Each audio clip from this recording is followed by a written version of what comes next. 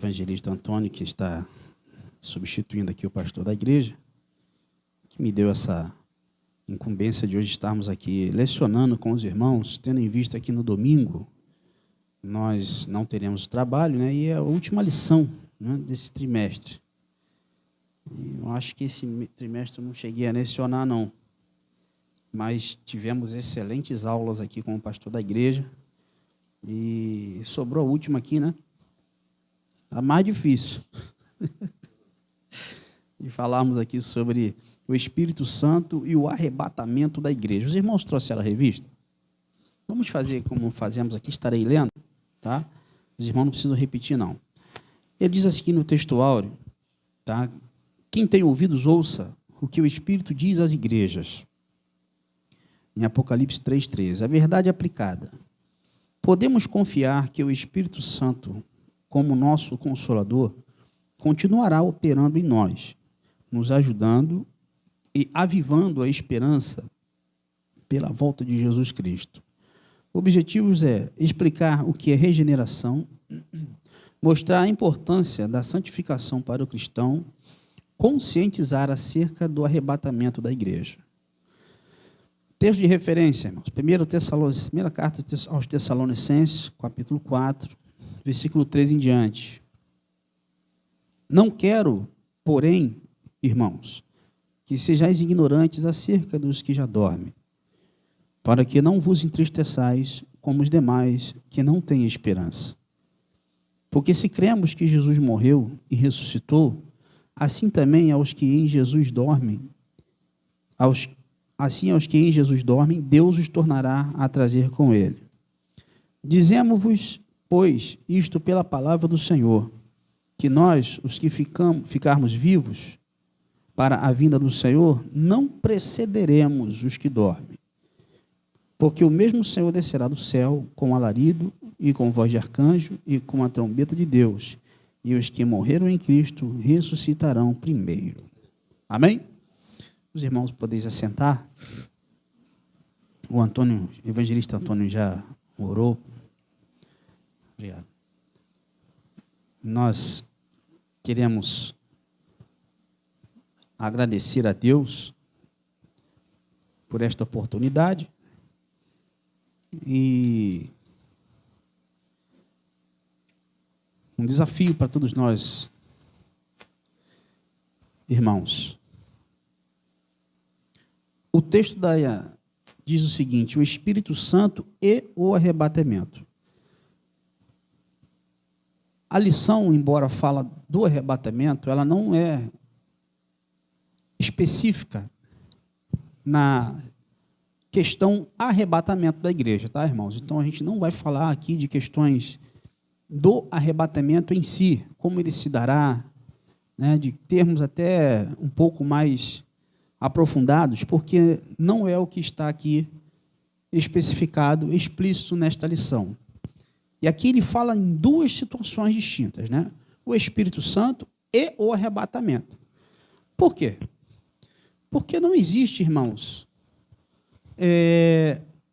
dentro de uma condição lógica, você acreditar que a igreja não possua o Espírito Santo. Já diz alguém que pode existir o Espírito Santo sem igreja, mas a igreja sem o Espírito Santo, ela não funciona. Porque o Espírito Santo de Deus, ele é o administrador de todo esse trabalho. Ele é aquele que está dando o contorno da igreja para a vinda do Senhor. É ele que edifica o corpo de Cristo. É ele que administra, é ele quem mostra, é ele quem dá a diretriz da igreja como um todo. Louvado seja Deus. Então, ele fala sobre o Espírito Santo e o arrebatamento. E por que o arrebatamento? Porque o grande evento que nós aguardamos, irmãos, como crentes, e é a fé que nos proporciona isso, é o arrebatamento.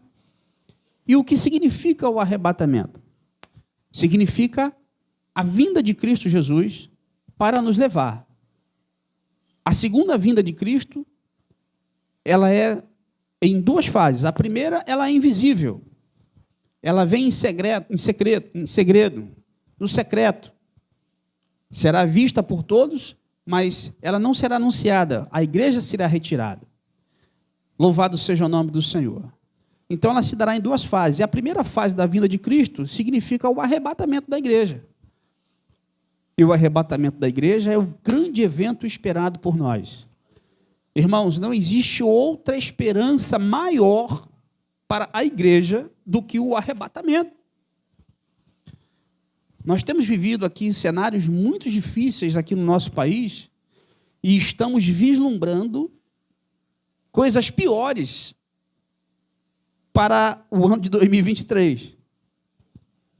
Mas ainda que essa situação mude, a nossa esperança ainda permanece em Cristo Jesus. É o arrebatamento que nós esperamos. É nele que nós estamos, irmãos, aleluias, aguardando. Então aqui, amados, no texto de introdução, o comentarista ele diz assim: encerrando o trimestre, veremos a importância de buscarmos continuamente sermos cheios do Espírito Santo para um viver santo, cumprindo a missão e não perdermos a expectativa do retorno de Jesus Cristo para buscar a sua igreja. O Espírito Santo na vida da igreja. Irmãos, o Espírito Santo, ele é... Como é que eu posso sintetizar aqui para os irmãos? Ele é o dínamo.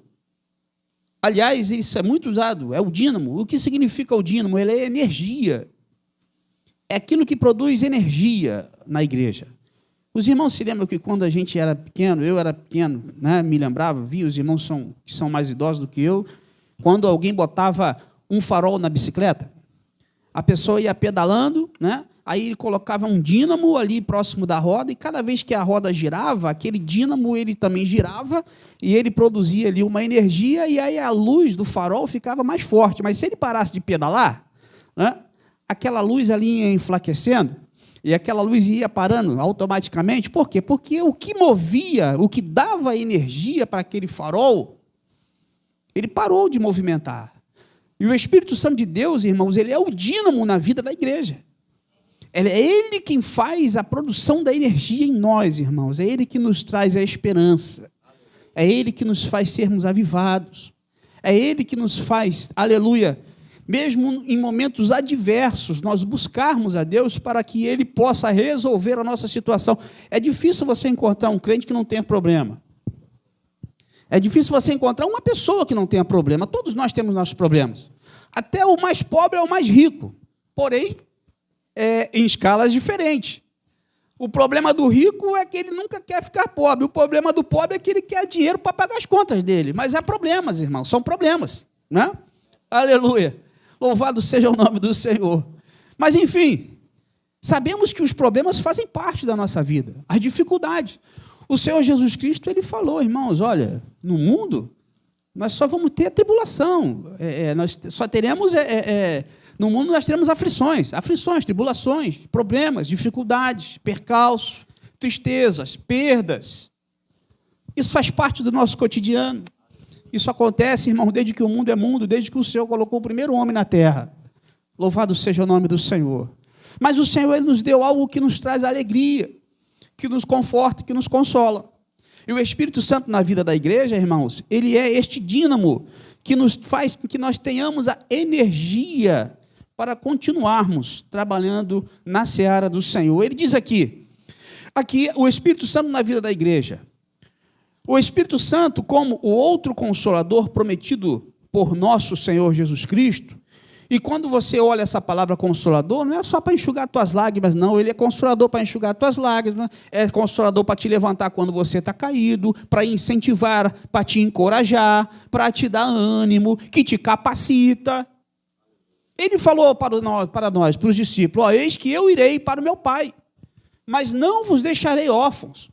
Enviarei o outro Consolador. E isso aconteceu, irmãos, 10 dias após a sua ascensão. Louvado seja o nome do Senhor. E diz aqui, amados, que ele produz um fruto com a qualidade do caráter de Cristo, preparando, despertando e alertando o povo de Deus quanto à necessidade de aguardar a bem-aventurada esperança. O irmão Antônio pregou aqui na quarta-feira, para quem estava aqui, sobre a esperança demorada. Louvado seja o nome do Senhor. E eu até falei com ele, é verdade, irmãos. A esperança demorada, ela enfraquece o coração. Já foi dito aqui pelo irmão Antônio, às vezes a gente orou, pedindo tanto a Deus uma bênção para esse ano, pedindo tanto a Deus algo que pudesse acontecer, mas não aconteceu. E talvez você já tenha orado há 5, 10 anos. O povo de Deus ficou 40 anos ali, irmãos, andando pelo deserto. A esperança, irmãos, não chegava. A resposta não vinha. A bênção prometida ainda não estava sendo concretizada. E quantos pereceram, irmãos, ficando ali pelo caminho do deserto, e a sua esperança morreu junto com eles, com muitos que ali estavam. É por isso que diz a Bíblia que a esperança demorada, ela enfraquece o coração, mas o desejo atendido, ele é árvore de vida. Ele produz uma energia, ele produz uma alegria. Louvado seja Deus. Então, amados, nós estamos aqui sendo cada dia mais renovados pelo Senhor, para que nós aguardemos e continuemos aguardando a bendita esperança. Qual é a nossa bendita esperança, irmãos? Aleluia. É o aparecimento da glória do grande Deus e nosso Senhor Jesus Cristo. Louvado seja o nome do Senhor. Então, o Espírito Santo de Deus, ele nos dá essa esperança. Evidência de uma igreja que está se preparando para o arrebatamento.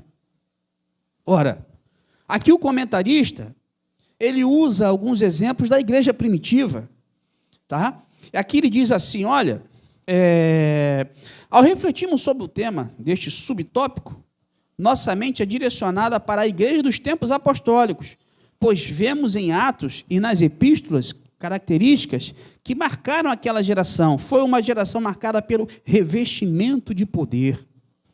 Aí você vai lá no livro de Atos dos Apóstolos e vê como é que ali se deu, né, a inauguração da igreja, ou seja, a descida do Espírito Santo. Foi a promessa que foi ali naquele momento ali, louvado seja Deus, atendida, ou melhor, cumprida-se a promessa. Como diz a palavra do Senhor, e cumprindo-se o dia de Pentecostes, e começa a descrever, louvado seja o nome do Senhor, o Espírito Santo de Deus, ele veio, encheu a igreja, e inaugurou a igreja que havia sido fundada pelo Senhor Jesus com a morte dele lá no Calvário. Glórias ao nome do Senhor. Uma igreja marcada pelo revestimento do poder. E o que é o revestimento, irmãos? Eu posso dizer que é o Espírito Santo, o batismo no Espírito Santo? Os irmãos já viram quando uma pessoa trabalha com ferro, não? Aí ela quer dar um endurecimento naquele ferro ali no aço. Ele pega aquele aço ali, né, com a tenaz, aí coloca lá no fogo, lá, ele fica rubro, vermelhinho mesmo, já viram, irmão? Aí depois ele tira dali, o que ele faz? Mergulha no óleo. Ali ele produz maior dureza para aquele aço. Ele está temperando aquilo ali, ele está colocando maior dureza. O Espírito Santo de Deus, tá, irmãos? Eu estou fazendo aqui uma analogia, é o que ele faz na vida do crente. O crente precisa buscar o Espírito Santo de Deus, senão ele vai quebrar fácil. Ele vai ser envergado, irmãos. E o Espírito Santo de Deus, ele é um revestimento. Ele tem uma capacitação maior. É ele que vai, aleluia, te dar uma maior capacitação para que você possa o bom servir dentro da casa do Senhor, dentro da sua obra. E cada um, irmão, independente se estudou, independente se tem dinheiro no banco, independentemente se tem, aleluia, uma condição financeira diferente do outro, irmãos, Deus, ele está apto a usar a quem aqui estiver disponível para a sua obra. E ele vai usar você nas características que ele te formou. Ele pode mudar o meu e o teu caráter, mas ele vai usar você do jeito que você é. Falando pouco, falando muito, falando grosso, falando fino, sendo alto, sendo baixo, falando rápido, falando devagar. Não precisamos ser imitadores de ninguém nas características. Podemos até ter boas referências. E se quiseres imitar alguém, imite o padrão de vida das pessoas que você tem como referência. Louvado seja o nome do Senhor, não quero citar nomes. Aleluia. Mas Paulo, ele diz assim, irmão, sede meus imitadores, assim como eu sou de Cristo.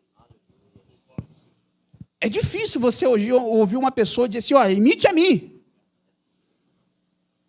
Quando você vê alguém falando isso, porque aquela pessoa realmente tem muita convicção de que está andando realmente na presença de Deus. Porque, amados, eu sei que eu tenho as minhas limitações. E nós temos que reconhecer isso, como foi dito pelo irmão Marcelo. Nós somos limitados. Os nossos olhos, às vezes, ele vê com pouco alcance. Mas o Senhor, ele está vendo o que está além. E como é que nós vamos saber o que está além? Se nós não tivermos a presença do Espírito de Deus na minha vida e na tua vida. Então, amados, a igreja primitiva era uma igreja que era marcada pelo revestimento, pelo intenso comprometimento com a proclamação da palavra. A igreja foi se desenvolvendo, os irmãos foram chegando, os irmãos ficaram um pouco, né, ali preocupados. O que nós iremos fazer? Aí você vê lá no livro de Atos dos Apóstolos, capítulo 6, versículo 4, no momento da instituição dos diáconos, eles então disseram assim, nós ficaremos à mesa. Ali houve uma organização da igreja. Em aqueles que serviriam as viúvas, os órfãos, e aqueles que estariam se dedicando à pregação da palavra. Irmão, se não houver pregação da palavra, louvado seja Deus. Não tem a Bíblia que diz que se não houver profecia, o que acontece? O povo se corrompe. A profecia é a palavra do Senhor. Não existe profecia maior do que essa aqui, por excelência. Por misericórdia e graça do Senhor, pode usar alguém aí para falar com você algo específico, mas a palavra de Deus, ela é resposta para tudo. Então, se não houver palavra, não há conhecimento. E se não houver conhecimento, o povo se corrompe. Não é a Bíblia que diz, irmãos, que o meu povo foi destruído porque faltou o quê? Conhecimento. Conhecimento da palavra. Então, por isso, irmãos, a palavra de Deus, ela tem que ter um peso maior dentro da igreja do Senhor. Não é que o louvor, não é que o jogral, não é que outras coisas sejam menos importantes, mas a palavra de Deus, ela é a boca de Deus falando conosco. Né? É até difícil falar isso. Né? Algumas pessoas não gostam dessa expressão, mas a palavra de Deus, ela é viva, ela é santa, ela é eficaz. Ela é viva, ela tem poder. A Bíblia, como um livro fechado, irmãos, ele não tem muita eficácia, não. Ou até aberto, às vezes, numa página lá que alguns gostam de colocar. Mas quando você aplica, quando você lê e quando você absorve, ela é que nem um remédio, irmãos. Que se você não tomar, né, ele não vai fazer diferença alguma se você apenas tomou conhecimento da bula. Experimenta. Experimenta.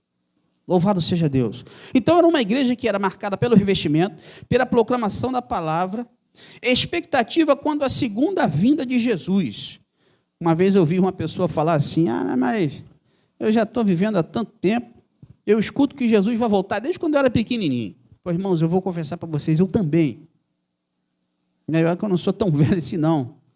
Vou fazer 48, mas eu escuto Jesus Cristo que vai voltar desde meus 5 anos de idade. Depois comecei a entender alguma coisa. Mas os irmãos estão falando aqui da promessa que foi dita para esses homens que iniciaram esse trabalho peregrino de levar o Evangelho, de desenvolver a palavra do Senhor, de fazer a obra do Senhor, e graças a muitos deles, graças a eles também, a muitos deles, estamos graças a Deus, mas a muitos deles, chegou até nós. Esta palavra chegou até nós porque um dia alguém pregou. E por que é que eu não vou também pregar para que ela chegue a outros? Se alguém teve amor e misericórdia, irmão, e me pegou de um jeito que eu estava, sujo, cheio de carrapicho, cheio de pecado, por que é que eu também não vou fazer isso com outros? Se falamos tanto em amor, se falamos tanto, né? Quando eu digo isso, no seio evangélico. E pregar a palavra de Deus também significa, irmãos, ter um ato de amor, porque você está distribuindo a graça que foi concedida a você, oferecendo ela a outrem. Louvado seja Deus. Então, uma igreja, irmãos, está se preparando para o arrebatamento. É uma evidência, tá? Aqui diz o seguinte, irmãos: portanto, é nas páginas das Escrituras Sagradas que devemos buscar a identificação que deve prevalecer na atual geração do povo de Deus que está se preparando para o arrebatamento. A igreja, irmãos, muitos hoje já não têm mais essa pregação dentro das igrejas, né? Tem um determinado cidadão aí, ele eu não sei exatamente como é o nome que se fala, mas ele é um dos donos daquela ONG Rio de Paz. Defensor não, é um crítico ferrenho do governo que está saindo aí. Mas do que está entrando, ele não fala nada, não. Você vê o estilo da pessoa. Mas até aí, tudo bem. E ele tem um vídeo no YouTube que ele diz que o arrebatamento não é uma doutrina da igreja. Ora, amados, como não? Como não? Se a Bíblia diz, irmãos, que pode ser a qualquer momento, no abrir e fechar de olhos, o Senhor ele vai nos retirar desse mundo e levar para junto de si, como não? Então a gente fica assim imaginando, irmãos, quem são as pessoas que são discipuladas por um pensamento dessa natureza? Que não evidenciam mais a esperança de um arrebatamento, do momento em que nós sairemos daqui para morar eternamente com o Senhor. O que é que se prega lá então? Amados, louvado seja o nome do Senhor. A igreja está sendo preparada para o arrebatamento de Cristo Jesus, para morar juntamente consigo. A Bíblia diz que o Senhor ele vai buscar um povo zeloso, santo, de boas obras. Nós não estamos aqui para fazer bonito para o homem ou para achar que alguém está nos alegrando apenas com aquilo que nós fazemos. Quem tem que se alegrar com aquilo que eu faço é Deus. É para Ele que nós trabalhamos.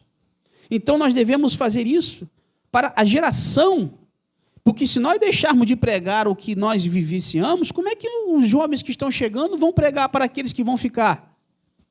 Qual é o legado que nós estamos passando? E olha que de 40 anos para cá, muita coisa que se via na igreja não se vê mais hoje.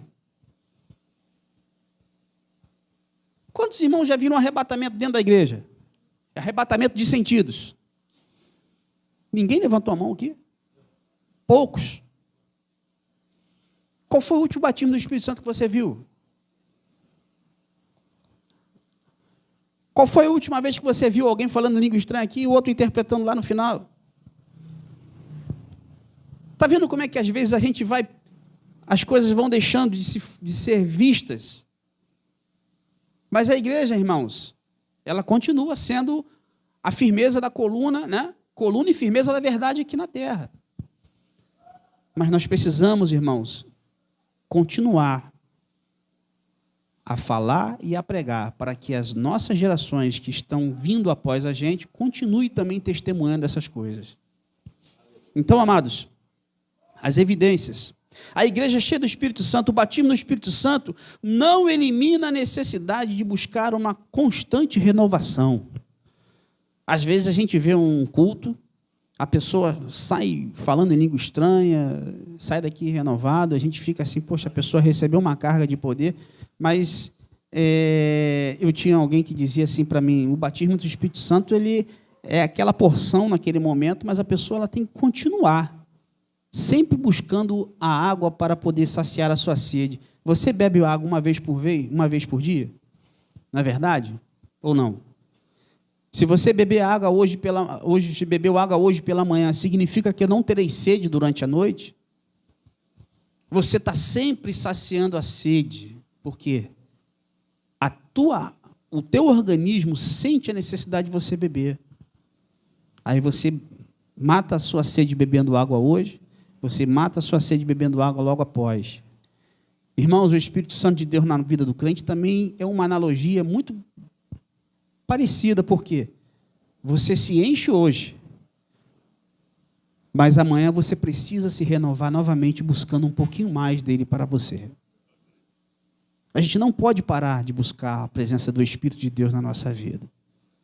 Ele tem que estar constantemente na nossa vida. Porque, amados, a gente cai muito fácil. A gente se esfria muito fácil. Às vezes você recebe uma palavra que você não queria, você vê alguma coisa que você não gostou de ter visto, alguém fala mal de você, alguém aponta o teu filho, aí você já fica na igreja já num estado depressivo, fraco. Isso nos abate. E aí a gente precisa fazer o quê? Ir lá novamente no poço e buscar aquela renovação para que a gente possa continuar trabalhando, angariando almas para o Senhor. E ao invés de muitos fazerem isso, o que eles fazem? Muda de igreja. É mais fácil a gente buscar a alternativa que nos faz sair de onde nós estamos. Só que é o seguinte, irmãos, existe um ditado que problema a gente não foge, problema a gente tem que enfrentar. E se você saiu daqui porque fugiu de um problema e vai para outro lugar, você vai chegar lá, vai ver o mesmo problema lá, porque o inimigo já sabe que isso vai fazer com que você saia do lugar que você estava. E aí você não consegue ficar em lugar nenhum. É por isso que às vezes a gente até vê aquele crente que está hoje aqui, crente que está lá, crente que veio para cá, crente que voltou para cá, que voltou para lá, e fica aquela rotatividade. Porque o inimigo da tua alma não deixa você plantar raiz. Irmão, tu já viu uma planta criar raiz se você tira ela de 2 em 2 meses do lugar? Ela está aqui hoje, você tira. Ah, mas ali ela não pega sol. Você tira dali e bota em outro lugar. Irmãos, aquela raiz, ela nunca vai se fincar. Fica um pouquinho, persevere um pouquinho mais. Seja um pouquinho mais forte. Para que o Senhor possa fazer com que você crie raízes e você possa ser direcionado por Ele. Porque, irmãos, a igreja é cheia do Espírito Santo, diz aqui, louvado seja Deus. No tópico 1.3, o Espírito Santo protege a igreja que vive a expectativa do arrebatamento. Eu tenho certeza que se eu fizer uma pergunta que todo mundo vai saber responder. Você tem visto a mão de Deus lhe protegendo? Deus nos protege. E como é que Deus nos protege? De muitas maneiras, mas principalmente quando nós seguimos a sua orientação. Quando você cria um filho, você educa, você protege o seu filho, mas quando ele sai da sua proteção e acha que ganha autonomia para isso, ele caminha sozinho. É muito bom, irmãos, quando nós fazemos as coisas orientadas por Deus. Davi, quando ele ia para a batalha, ele buscava o Senhor, orava, e o Senhor respondia pelos profetas, o Senhor respondia pelas pedras que ele usava na êstole sacerdotal, que era o Urim e o Tumim, não é isso? Ali era uma resposta de Deus. E sempre que você vai encontrar alguma relato na Bíblia Sagrada, você vê Davi perguntando ao Senhor, eu devo subir? Eu devo ir pelejar? Aleluia. Será que nós temos feito a mesma coisa? Será que eu devo fazer isso? Será que essa é o momento certo? Será que Deus quer que eu faça aquilo que o meu coração... Quantos já ouviram aquela frase assim, eu senti no meu coração? Olha, irmãos, quantas vezes eu já errei na vida porque eu senti o meu coração. Até eu descobri que a Bíblia diz, irmãos, que o meu coração ele é enganoso. O nosso coração, ele nos engana. Você vê que quando, acho que foi os gibeonitas, chegaram diante de Josué e Deus tinha dado a ordem para que Josué ele eliminasse todos aqueles vizinhos que estavam ali. Aí os homens foram, se vestiram de pobre, de sacos, né?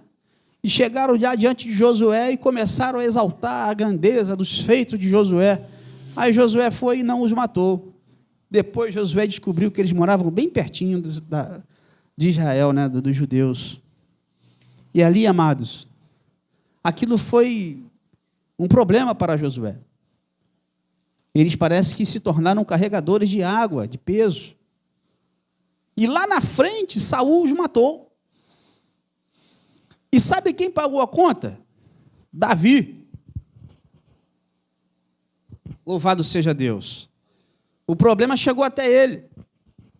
Eles requereram aquela vingança. Mas por quê? Porque tomaram decisões precipitadas. Jefté lançou uma oferta ao Senhor. Ao primeiro que sair, é esse que eu irei sacrificar. Dizem por aí, que Jefté tinha um animal de estimação. E quando ele fez aquele pedido, ele já sabia que aquele animal, olha só a pretensão do coração do homem, é o que iria receber quando ele chegasse próximo da sua residência. Mas quem saiu-lhe ao seu encontro, quem foi? A sua filha. Irmãos, até hoje é uma discussão, ninguém sabe se Jefté matou a filha ou se ele apenas fez com que ela se mantivesse em celibato. Existem correntes que tendem para um lado, tendem para o outro. Enfim, não vou entrar nessa discussão, né? Até porque eu concordo com muita coisa que um lado diz e que o outro diz também. Mas se precipitaram, irmão. E quantas vezes a gente se precipita em lançar a mão? Quantas vezes a gente se precipita em apontar o dedo? Olha lá, ó, tá vendo? A minha mão apontando para um e o polegar apontando para o céu. E os 3 dedos, ó, apontando para quem? Para mim. Não se precipite. Não aponte. Não julgue sem antes você conhecer a pessoa na realidade. Porque às vezes a gente olha a pessoa pela capa, pela aparência, né? E por aquilo que alguém diz a respeito dela. E aí a gente se precipita, toma atitudes que não deveria, e isso não é, irmãos, algo que agrada o Espírito Santo de Deus. O Espírito Santo de Deus, ele se entristece. O Espírito Santo de Deus, ele tem ciúme de nós. O Espírito Santo de Deus, ele não quer que nós estejamos, irmãos, em comunhão com aquelas que vão nos tirar da presença dele. O Espírito Santo de Deus não se alegra disso. O Espírito Santo de Deus, ele se alegra quando nós estamos seguindo a sua orientação, seguindo a sua vontade. Então, amados, nos diz aqui, para nós seguirmos ao Senhor, nos recomendou aos discípulos que não desse início a qualquer obra sem que antes eles tivessem recebido o Espírito Santo de Deus, ou seja, ficar em Jerusalém até que sejais do alto revestido de poder. Eles ficaram lá. Foram revestidos de poder. E aí o que aconteceu? Ficaram todo mundo entubado ali dentro, tá bom? Tá cômodo, tá gostoso, o ar-condicionado está funcionando bem, o microfone está ótimo, o som está uma maravilha. Aí o Senhor vai e envia Saulo de Tarso. Às vezes uma perseguiçãozinha, irmãos, é bom para que os propósitos de Deus possam se cumprir. Porque a nossa tendência natural é ficarmos, irmãos, dando lugar à carne e ficarmos parados num lugar de comodismo. Eu não estou falando isso para os irmãos, não, é só eu que sinto isso. Tá? Eu sinto isso. Louvado seja Deus, mas que nós não façamos aquilo que o Espírito Santo de Deus não nos autorizou a fazer. Às vezes na igreja, muita gente fica, às vezes, querendo dividir cargos na igreja. Parece que a igreja é o único lugar onde você encontra trabalho para fazer. Nós temos o trabalho na igreja, mas as almas estão lá fora. É lá que alguém tem que me ouvir pregar. É lá que alguém tem que testemunhar a minha vida. Aqui a gente cuida. Aqui a gente ajusta. Aqui a gente mostra porque nós estamos aqui, porque o Senhor nos salvou, e estamos aqui esperando o grande dia do arrebatamento. Louvado seja o nome do Senhor. Então, amados, não façamos nada daquilo que o Espírito Santo de Deus não nos orientou a fazer. Notamos que o Espírito Santo de Deus encheu a vida dos discípulos para que eles receberem ousadia para pregar a palavra de Deus. O Espírito Santo, na vida do crente, ele produz ousadia. Não confunda a ousadia com falta de respeito. São diferentes. Cuidado para a tua cabeça não parar numa bandeja de prata. Não estou aqui dizendo que João Batista foi desrespeitoso, mas será que se ele tivesse falado de um jeito tão diferente? Você já parou para pensar nisso? Agora um exemplo de ousadia. Quando Paulo foi levado pelo governador Félix, e diz a Bíblia Sagrada que ele começou então a descortinar a história da sua vida, de quando Deus lhe confrontou, de como ele teve um encontro com Cristo, e ele começou a pregar, e a pregar, e a pregar, e a pregar, e teve um momento que o rei Agripa, ele falou assim: Paulo, mais um pouco eu estou persuadido a aceitar o teu Cristo como meu Salvador. E Paulo lhe falou assim: não somente a ti, mas a todos aqui quanto me ouvem. Olha que ousadia bonita. Que coisa tremenda. Espera o momento certo, porque eu conheço, irmãos, dezenas de crentes que estão pagando preço porque confundem a ousadia com outra coisa. E aí chega na igreja pedindo oração, dizendo que está pagando preço, que o diabo se levantou. É claro que vai se levantar. Tudo tem o seu tempo. Tem o seu momento. Irmãos, eu também já errei assim. Às vezes a gente pensa que é o momento, sempre é o momento para pegarmos a palavra de Deus, embora a Bíblia diz que para nós a fazermos instens a tempo e a fora de tempo. Mas deixa o Senhor te dar as estratégias. Não perca o controle, não. Seja um crente, irmãos, temperado. Aquele onde você possa passar e alguém dizer assim: poxa, aquilo ali realmente eu quero conhecer a igreja daquele rapaz. Eu quero conhecer a igreja daquele irmão, daquela irmã.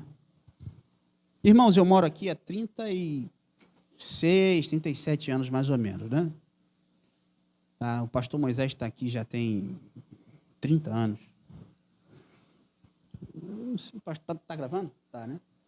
Eu nunca vi ninguém falar mal dessa igreja. E às vezes a pessoa não precisa estar errada para alguém falar mal, não. Simplesmente pelo fato de ser crente, as pessoas já apontam o dedo. Sabe, irmãos? Mas isso não se constrói de um dia para o outro, não. Se constrói com uma vida de testemunho. Então, amados, se alegre no Senhor.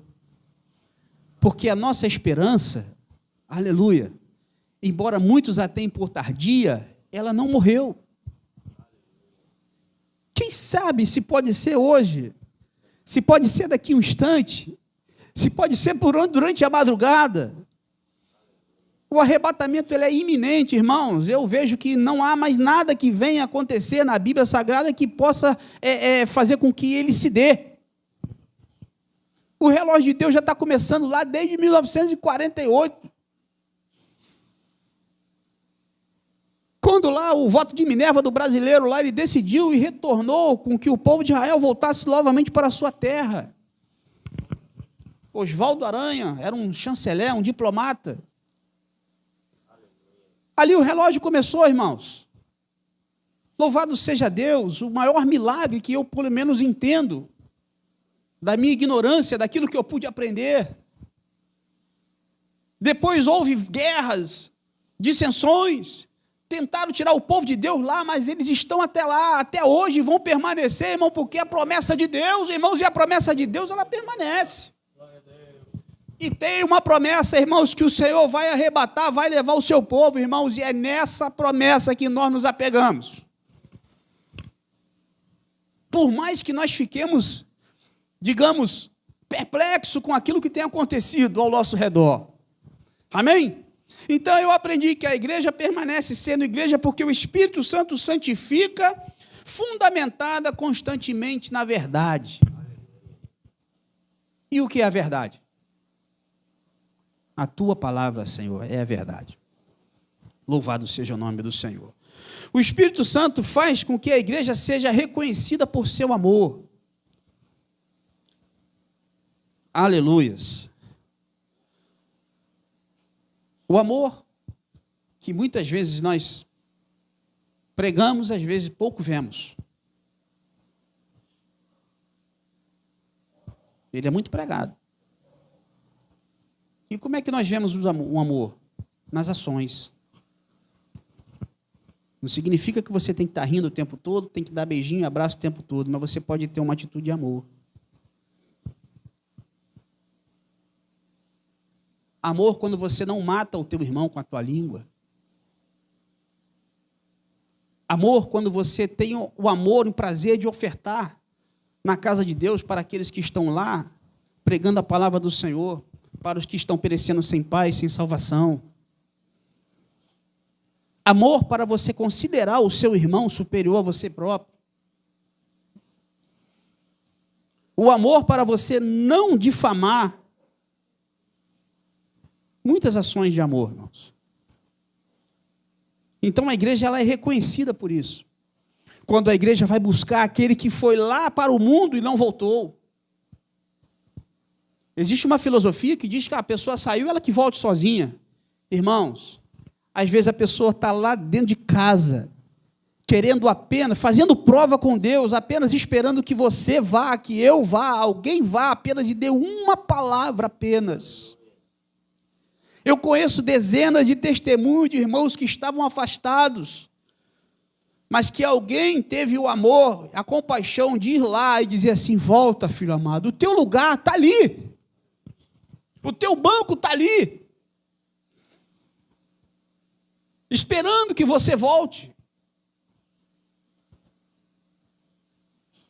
Quantos estão na igreja que tem esse testemunho? Eu estava lá caído, alguém veio aqui e me buscou. É claro. Da mesma forma que muitos estão querendo colocar a culpa no pastor para dizer que saiu da igreja, existem muitos que estão lá fora, que saíram porque não tinha maturidade suficiente, mas que estão precisando de um pedido de perdão, irmão.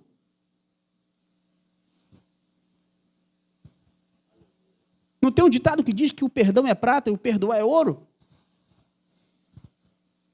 Estou apenas pedindo um perdão, irmão, foi mal, desculpa, eu pisei no teu pé num dia que você não estava num bom dia, e aí aconteceu, sabe, irmão? E às vezes a pessoa está lá fora. Louvado seja Deus. Então, irmão, nós temos que prestar muita atenção nisso. Não, saiu 10, Deus manda 20. Irmãos, eu não sou muito favorável a essa filosofia, não. Saiu 10, volta 20, irmãos. Nós estamos lidando com almas. A Bíblia diz lá na carta que Paulo, de Pedro, aliás, que nós temos que cuidar do rebanho do Senhor, sabendo que eles são a herança do Senhor, não do pastor da igreja.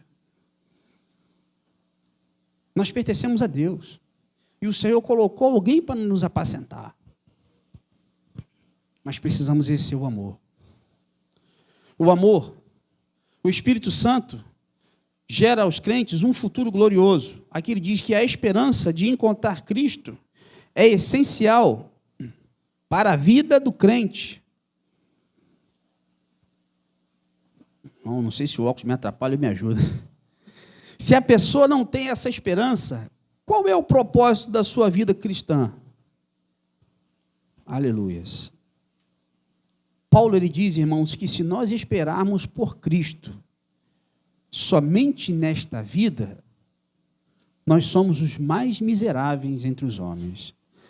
O que eu estou querendo te dizer com isso? Que existem coisas, irmãos, que nós não vamos ver aqui enquanto vivermos. Por quê? Porque a nossa esperança não está aqui. A nossa esperança, aleluia, embora nós tenhamos a graça e a bênção de recebermos de Deus os maiores benefícios que essa terra pode nos dar, e a Bíblia diz que nós comemos o melhor dessa terra, irmãos, a nossa esperança não é deste mundo. Quando o Senhor Jesus ele foi interpelado diante daqueles homens, e alguém diz assim para ele, tu és o rei dos judeus?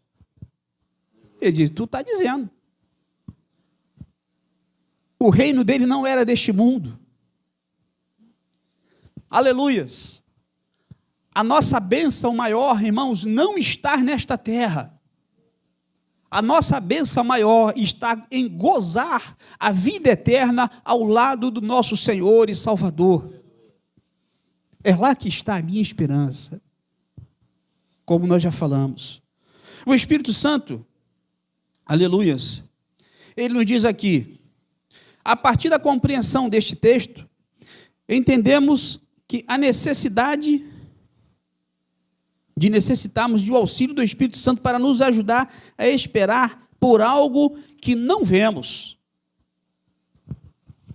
Nós vivemos por fé, irmão. Nós vivemos por aquilo que os nossos olhos nem sempre nos mostram. Aleluias. Eu vou usar uma frase que o pastor da igreja fala aqui. Olha, irmãos, eu nunca vi nada. Eu nunca tive visão de nada, tá? Tem gente que vê anjo, tem gente que vê arcanjo, tem gente que vê espada, tem gente que vê fogo, tem gente que vê chave, tem gente que vê pacote. Eu nunca vi nada. Mas eu tenho certeza, irmãos, que o Espírito de Deus está aqui. E eu tenho a fé, irmão, de acreditar que miríades de anjos estão aqui também. Porque este lugar é santo, irmãos, e o Senhor, Ele está onde os santos estão. A Bíblia diz, irmãos, que aonde 2 ou 3 estiverem reunidos em meu nome, ali eu estarei também presente. Irmãos, o Espírito de Deus, ele representa o Senhor aqui nesta terra, e ele está não somente aqui entre nós, ele está dentro de nós. Habitando na nossa vida. Então, amados, essa história que o culto é frio, isso muitas vezes é um estado psicológico que a gente às vezes cria. Porque se eu vim aqui para cultuar o nosso Senhor, eu não vim a cultuar quem não está presente, a quem não está presente, eu vim a cultuar a quem está aqui no nosso meio, quem está presente em nosso meio. Louvado seja Deus. E como é que nós sabemos isso? Pela fé. Então eu não vi nada e nem preciso ver nada, eu preciso apenas crer. Eu creio. Amém? Louvado seja Deus. O Espírito Santo, quem opera a regeneração.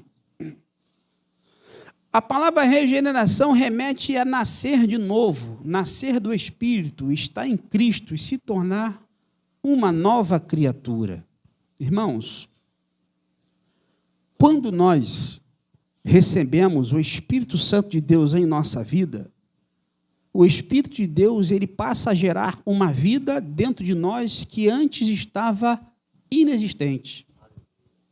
Ele dá luz a um espírito o meu espírito que só tinha trevas. Lembra daquele exemplo que eu falei do dínamo? Eu estava apagado, como uma lâmpada que não tinha filamento. Mas o Espírito de Deus entrou em minha vida, e então ele começa a girar aquela engrenagem, e hoje a Bíblia diz que nós, o homem, somos a lâmpada de Deus, e a lâmpada de Deus não está apagada. É por isso que o crente com a lamparina, louvado seja Deus, ele incomoda, ele traz luz àquilo que está na escuridão.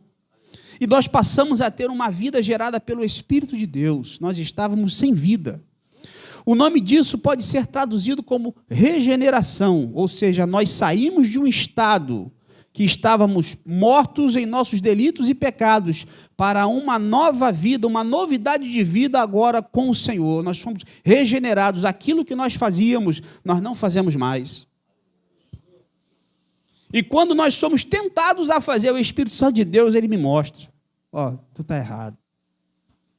Amados, se você faz alguma coisa que é errado e o Espírito Santo de Deus não fala no teu coração, me perdoe, você tem qualquer coisa dentro de você, menos o Espírito de Deus. O Espírito de Deus, ele mostra. Ele fala, não foi bom. Não foi legal. Por que você colocou a mão onde você deveria colocar? Por que você botou o olho onde você não devia botar? Por que você passou por cima de alguém para chegar onde você está?